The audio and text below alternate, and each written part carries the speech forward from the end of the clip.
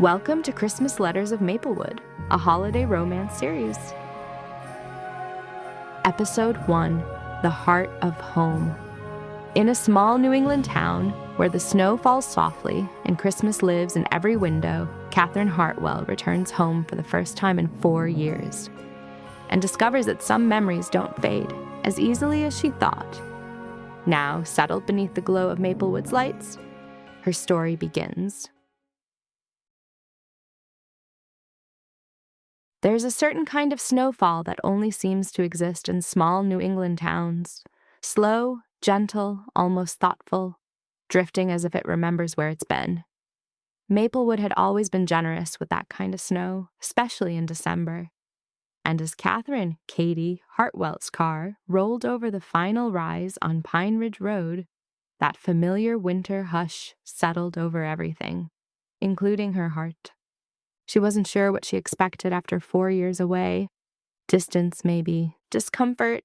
The strange ache of returning to a life you'd already lived once. But instead, Katie felt something she hadn't felt in a long time. Relief. Her headlights washed over the old wooden sign at the town limits. Welcome to Maplewood, where Christmas lives all year. Snow clung to the letters, and the pine branches above bowed under the weight of winter's first real storm. As she took it in, Katie's throat tightened. The town hadn't changed. Not really. And maybe that was what made coming home feel easier than she thought. Main Street glowed as she drove through, lamp posts wrapped in wreaths, shop windows overflowing with garland, the Maplewood Cafe casting warmth onto the snowy sidewalks. She even spotted Mrs. Turner sweeping her storefront steps in the same plaid coat she'd worn every winter since Katie was a child. Maplewood stayed Maplewood. Katie turned up the familiar hill toward her parents' house. The brick home with red shutters sat like a postcard scene. Wide porch, soft yellow windows, a thick blanket of fresh snow covering the front lawn. Before she even shut off the engine, the front door flung open and her mother rushed out. "Katie! Oh, honey, you're finally here!" Maggie Hartwell barreled down the steps, wearing the most aggressively festive sweater Katie had ever seen. Embroidered cardinals, twinkling sequins, maybe even a tiny Christmas tree stitched near the collar. Katie stepped out into the cold and was immediately pulled into her mother's arms. "Hi, Mom," she laughed. "I missed you."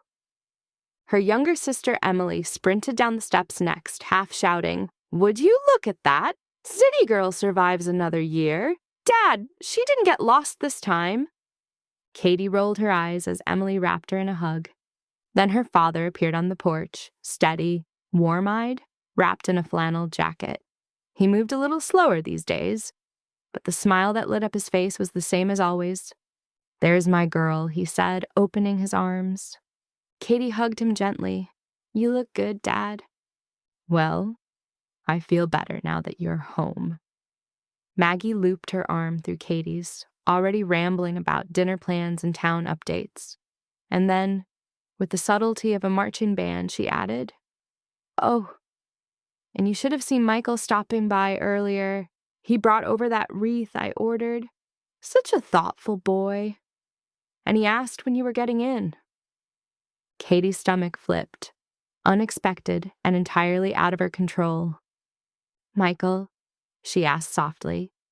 Emily gave her a smirk. "Don't pretend you don't know exactly which Michael." Katie felt her cheeks warm as she tried to shrug it off. She'd barely been home 10 minutes, and already her past was finding her. The Hartwell house smelled like vanilla candles and pine. Garlands draped the doorways. The fireplace crackled beneath a row of stockings, Tom's hanging just a touch crooked. The Christmas tree in the living room glowed with mismatched ornaments Katie remembered placing as a child. Emily helped carry her bags upstairs and drop them on the same twin bed Katie had slept in through high school. "Your room looks exactly the same," Emily said. "Mom refused to change a thing. It's like she was waiting for you to come back."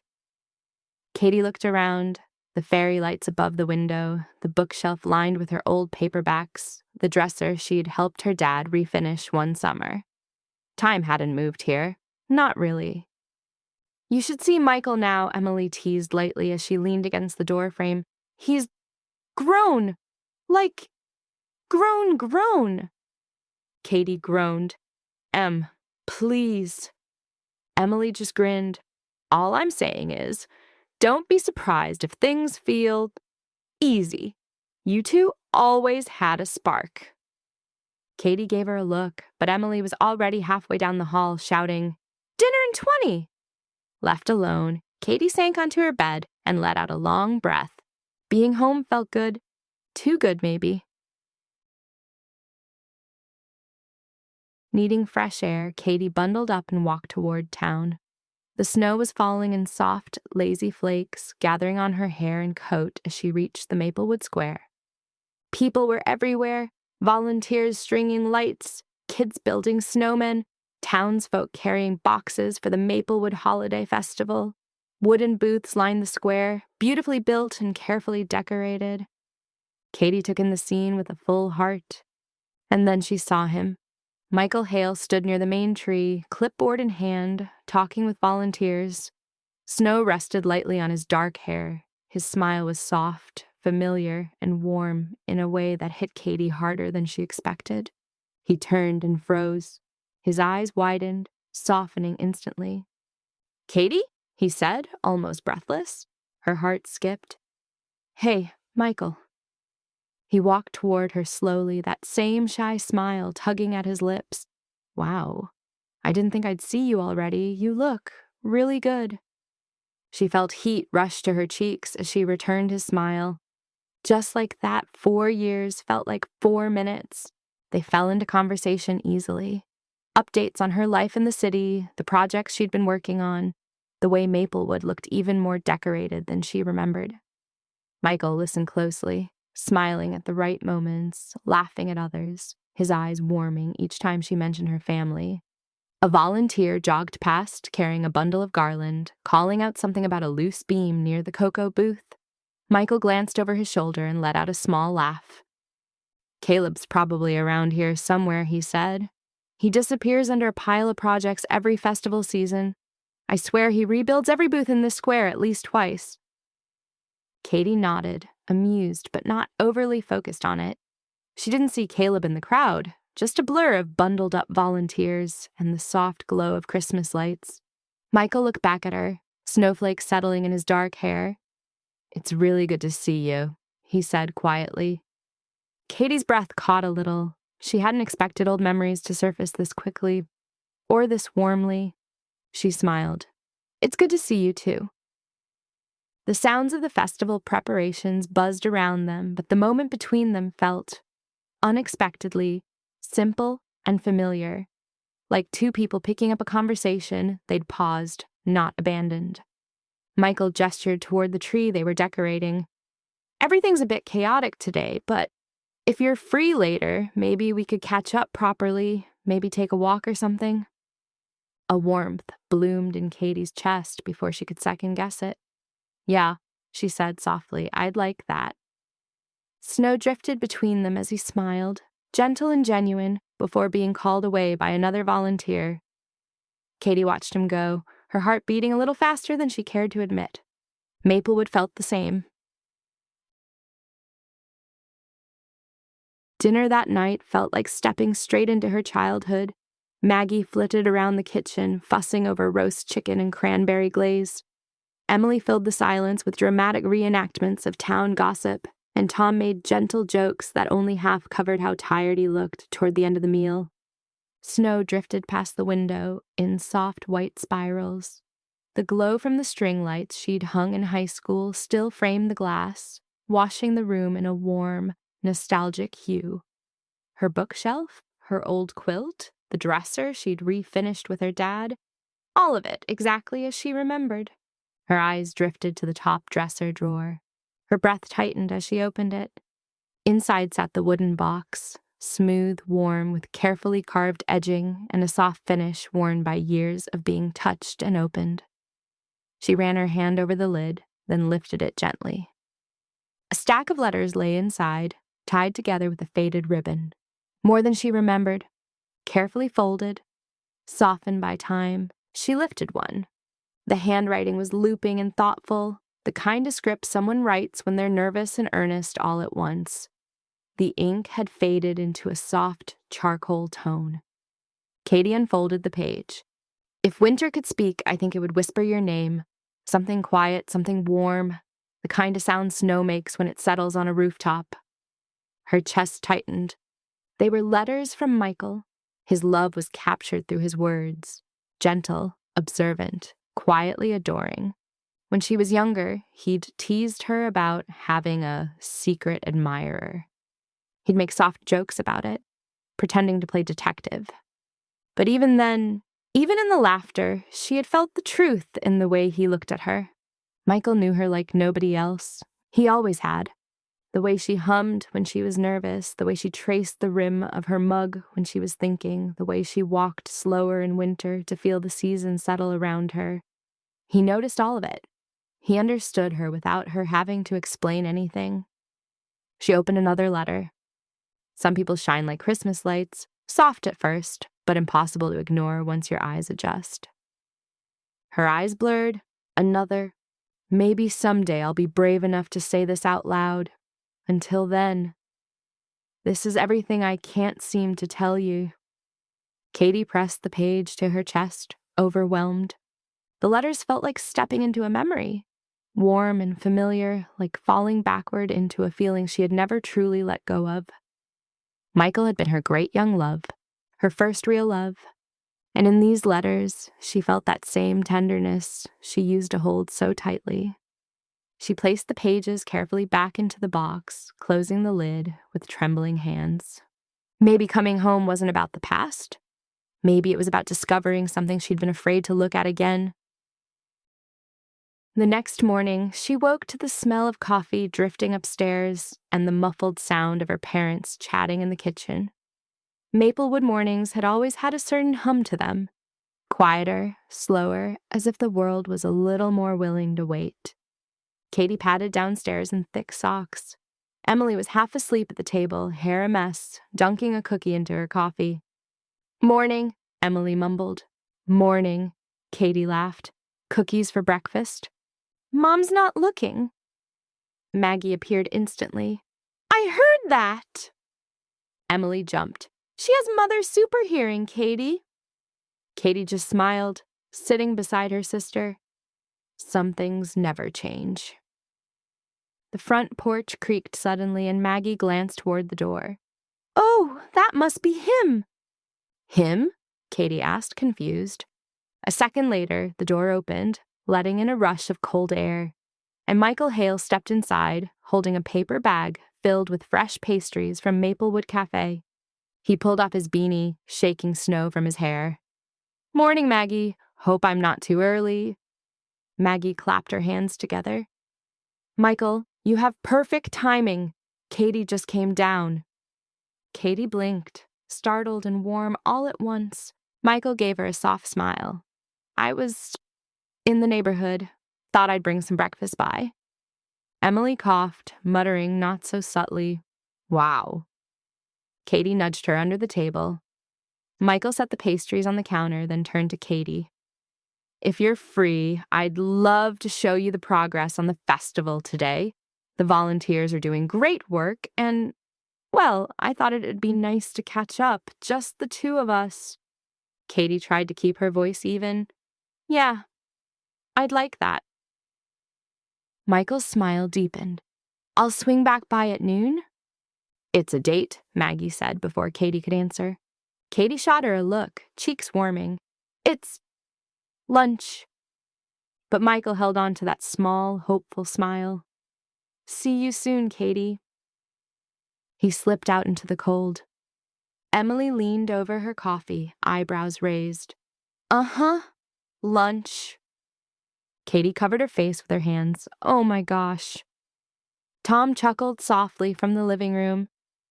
"Let the girl enjoy her morning, Maggie." But even he sounded amused. Before she knew it, it was nearly noon. Katie stood in front of her old mirror, pulling on a soft cream sweater, brushing her hair into loose waves, and trying to calm the flutter that had taken up permanent residence in her chest. Emily leaned against the doorframe with her arms crossed. "You're glowing!" "I am not."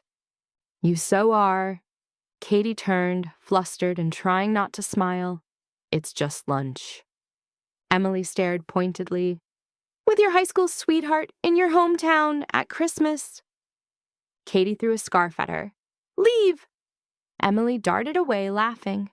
When Katie slipped on her coat and stepped onto the porch, the cold air rushed against her face. And it felt good. Crisp, invigorating, clear. Michael's truck pulled into the driveway a moment later. He stepped out, hands in his pockets, snow crunching beneath his boots. "Ready?" Katie's breath hitched just slightly. "Yeah," she said. "I'm ready." They drove to the square in easy silence, comfortable and warm. The Maplewood Holiday Festival was in full swing. Volunteers setting up booths with handmade signs, others carrying wooden crates filled with ornaments, and a towering evergreen waiting to be decorated with hundreds of lights. Michael walked beside her, hands brushing his coat pockets, eyes bright. "Feels like old times," he said softly. Katie smiled. "It really does." They wandered through the square as he showed her the progress, pointing out new additions, joking about how half the decorations were older than both of them. Every so often, someone greeted Michael by name, thanking him for the work he'd put in. He always responded with the same soft humility. It struck Katie more than she expected. They stopped near a booth selling knitted scarves. Snow fell lightly between them. They walked past a row of twinkling storefronts until they reached Maplewood Cafe, the same place they'd spent countless afternoons in high school, studying, talking, laughing, until the staff had to politely usher them out. Inside, the cafe was exactly as she remembered. Soft yellow lights, wooden tables polished smooth with age, a large chalkboard menu decorated with doodled snowflakes. Warmth rushed over her the moment they stepped inside. Michael held the door for her. "After you." Katie felt her cheeks warm, not from the heat of the cafe. The barista, a woman with silver hair and kind eyes, lit up. "Michael Hale, look at you bringing in the company tonight." Katie blinked, startled. Michael flushed. The barista laughed. "Oh, honey, don't look so embarrassed," she teased. "I've known this boy since he was knee-high, and I know a date when I see one." "It's not," Katie started. "Just coffee," Michael said at the exact same time. The woman raised an eyebrow knowingly. "Mm-hmm. 2 peppermint mochas coming up." Katie bit her lip to hide her smile. Michael stared very intently at a napkin dispenser. They found a small table by the frosted window. Snowflakes clung to the glass outside, melting into delicate patterns. Katie slid off her coat and wrapped her hands around the warm mug when their drinks arrived. "It really hasn't changed," she murmured. "No," Michael agreed, looking around. "This place feels like it belongs to some part of us, doesn't it?" She looked at him. "Yeah, it does." They talked for a while, about her job in the city, about his work around town, about memories from high school that made them both laugh louder than they meant to. The conversation flowed easily, like a river finding its old path. Michael leaned back in his chair. "Do you remember that winter we tried to study for finals in here, and I spilled cocoa all over my notes?" Katie covered her mouth, laughing. "Yes, and you swore you could still read through the stains." "I absolutely couldn't," he confessed. "I just didn't want you to think I was hopeless." "You weren't hopeless," she said gently. He looked at her over the rim of his mug. "I was when it came to you." Katie's breath caught. The cafe hummed softly around them, low chatter, clinking cups, quiet Christmas music playing through the speakers. But all she could hear was her heartbeat. Michael cleared his throat. "Sorry, that probably sounded—" "It didn't," she said quickly. "It was sweet." He searched her eyes for a moment, and she held his gaze without looking away. "Come with me," he said suddenly, standing. Katie blinked. "Where?" He offered his hand. "You'll see." She hesitated for half a second, then she took it. His fingers closed around hers, warm, firm, familiar. Her chest tightened at the simple touch. They stepped back outside into the falling snow. Twinkling lights illuminated the square, and the cold air was crisp on her cheeks. Michael led her through the trees behind the cafe until they reached a small overlook. Michael looked out over Maplewood, the lights, the bustle, the moving pieces of the festival coming together beneath them, and his expression shifted into something thoughtful. "It looks different from up here now, doesn't it?" he murmured. Katie followed his gaze, the golden glow of the town stretching out below them. "It's beautiful," she said softly. "You've really taken care of this place." He let out a small breath, almost a laugh. "I've tried. The festival's kinda my thing now. I guess I wanted to make it better every year, give people new reasons to come out, get involved." He rubbed the back of his neck. "Sometimes it feels like Maplewood only works if it keeps growing a little." Katie smiled, surprised by the warmth of pride she felt. "I've heard the town talk, you know. People love what you've done with it." Michael ducked his head, embarrassed. "Maybe. I just don't want it to get stuck doing the same old thing forever. Traditions are great, but sometimes they need a little updating, you know?" Katie's eyebrows lifted just slightly, not questioning, just noticing. "You've really put your heart into it." Michael looked at her then, something soft and unguarded in his eyes. "I wanted it to feel like something people could belong to, something worth coming back to." The words landed gently between them, warm as the lights flickering below. Katie felt a quiet ache rise in her chest, not sadness, but recognition. "You've done that," she said softly. "You really have."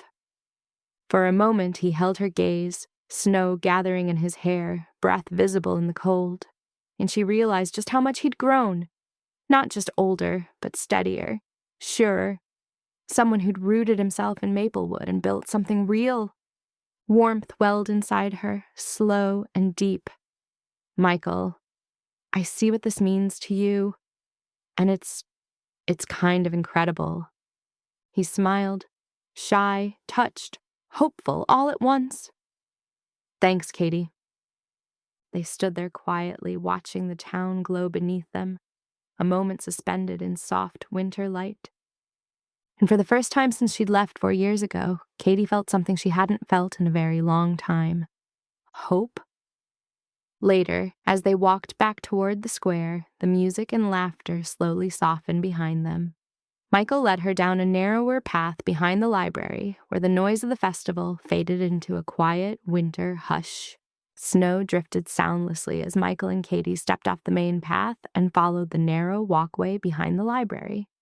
The world felt quieter back here, tucked away from the laughter and hammering in the town square. The small wooden gazebo came into view, its roof frosted with white, just as it had looked the last time she stood there 4 years ago. Katie hesitated at the steps. A soft memory fluttered through her chest. "I haven't been here in forever," she whispered. Michael gave a faint smile. "Me neither, not like this." They climbed up together, the boards creaked under their boots the same way they used to. She brushed her hand across the railing, feeling the old familiar texture. Inside she turned slowly, taking in the view of the square. Warm lights glowed against the falling snow. Music drifted softly from the speakers by the fountain. It was beautiful in a way that made her chest tighten. "This place," Katie murmured. "It really does hold a lot of memories." Michael stood beside her, close enough that she could feel his warmth through her coat. "Yeah," he said quietly, "it does." For a moment, neither of them spoke. Just snow, just breath, just the weight of everything they once were. Katie broke the silence first. "Do you ever think about what happened?" Michael's eyes flicked toward her. "Sometimes," he admitted. "More often than I probably should." Katie swallowed. "We were young. We didn't exactly handle things well." He gave a gentle, sad laugh. That's an understatement. So, what do you remember most? She asked softly. Michael let out a long breath, watching it vanish in the cold. I remember, he said slowly, being terrified. Katie blinked. Of what? Of losing you the moment you said you were leaving Maplewood. His voice was steady, but soft. Honest. You told me you needed a new start, he continued. That you needed to figure out who you were outside of this town, and He paused, tightening his jaw. I didn't want to be the reason you stayed. I didn't want you to ever look back and regret choosing me over your dreams. Katie's throat stung. That's not why I left, she whispered. I never asked you to follow me. I know, he murmured, but I kept thinking, what if I did? What if I left with you and you hated me for it? What if I kept you from something better? Katie felt her heart twist. Michael, he shook his head. I handled it wrong. I pulled back when I should have held on. I shut down because I was scared. And you deserve someone braver than that.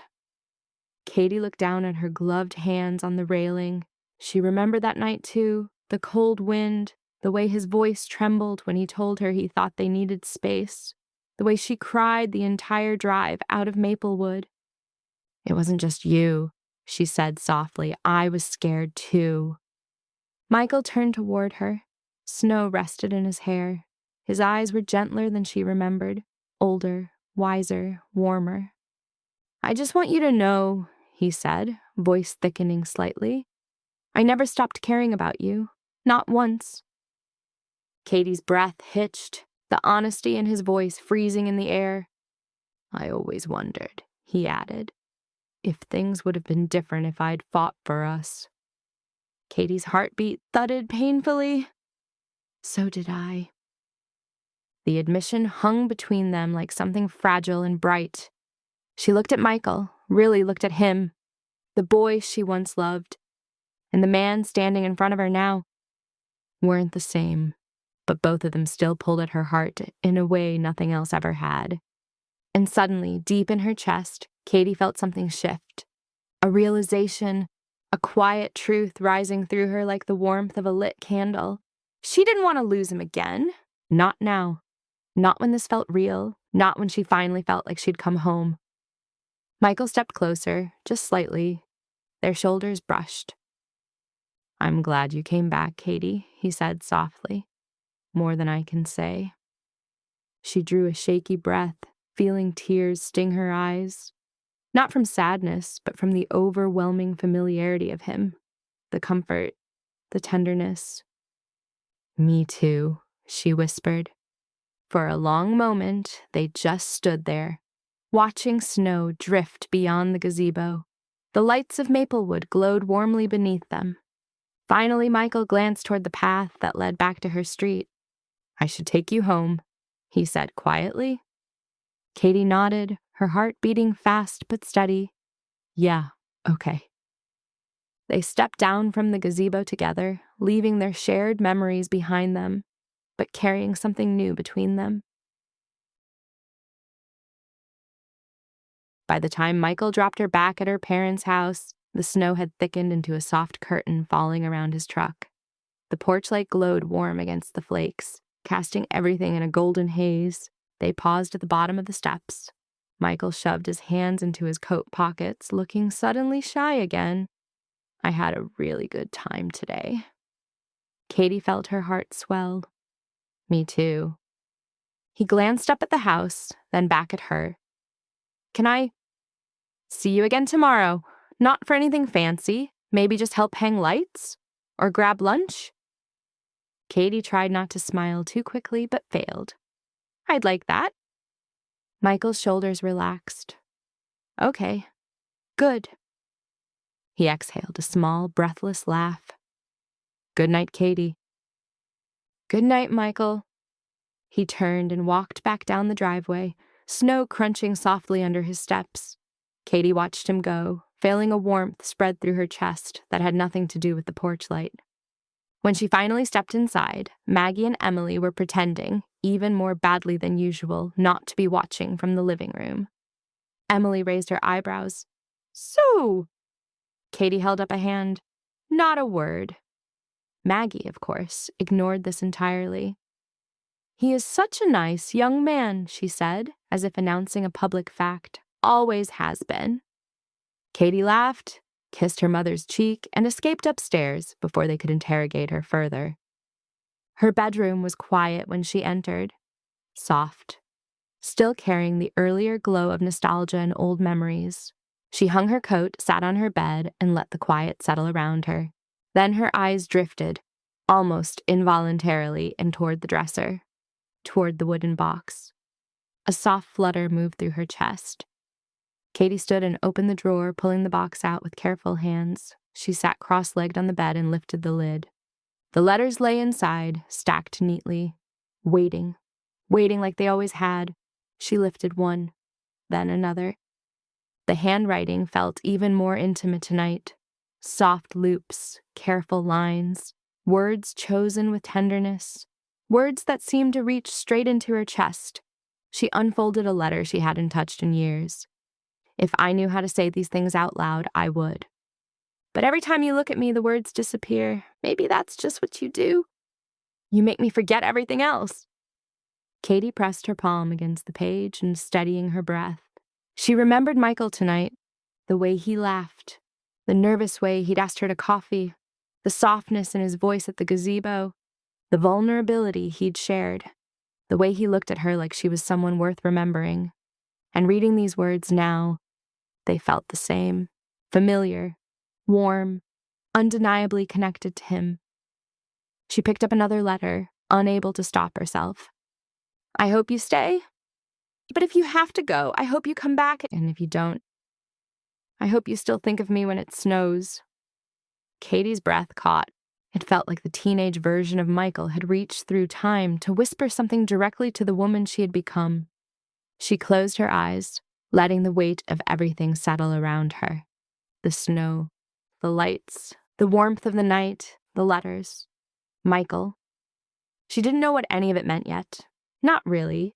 But she knew how she felt right now. She didn't want to lose him again. She traced the ribbon holding the letters together, the soft fabric frayed from years of handling. A quiet knock tapped at her door. Emily peeked in, already in pajamas. "You okay?" Katie wiped her cheek quickly. "Yeah, just thinking." Emily took one look at the letters and smirked. "Thinking about Michael, you mean?" Katie tossed a pillow at her. "Go away." Emily laughed and disappeared down the hall. Katie looked back at the letters, at the words written with such gentle care. She placed them back into the box, closed the lid, and held it against her chest for a long, steady moment.